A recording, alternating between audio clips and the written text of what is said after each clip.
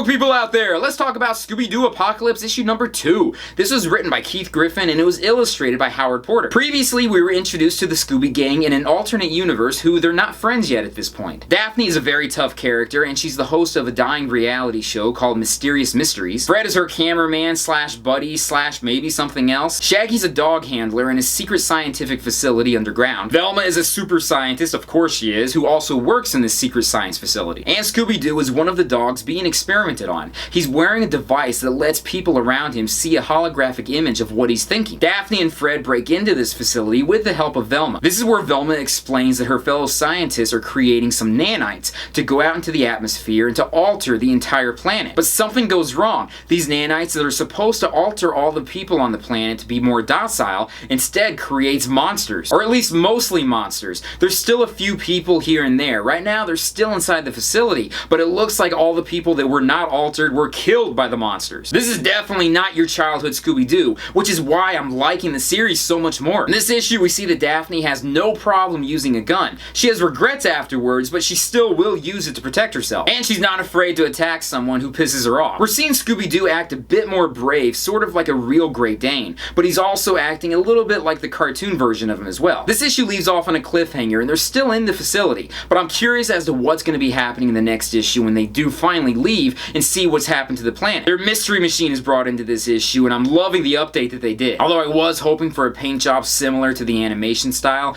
but you know what, they could change this later on. Some people are really criticizing this comic book, but I'm really enjoying it. I like this alternate universe where we see an adult Scooby Gang. The gang isn't friendly towards each other yet, but I feel like that's going to be something that's going to happen later on down the line. They just met each other in the previous issue, so they have to develop their characters a little bit more. But otherwise, I am liking this, and I do look forward to the next issue coming out. That's all I can really say about this. This is a DC comic book, so you are able to get it on either DCComics.com or just about any comic book store anywhere. That's it for now. Thank you guys for joining me in this comic book review. Be sure to check out my Patreon site, my social media sites, my websites, and everything else out there. Peace, love, namaste, and I'll see you guys later. Peace. This was written by Greg Rucka. It was illustrated by Liam Sharp and Matthew Clark. Wonder Woman's origin could be wrong. Right now, what we know, it could be totally off from everything that's been told in the DC Universe. In the previous DC Universe, one of the more popular origins was that Wonder Woman was made from clay and that the Greek goddesses gave her different gifts and abilities.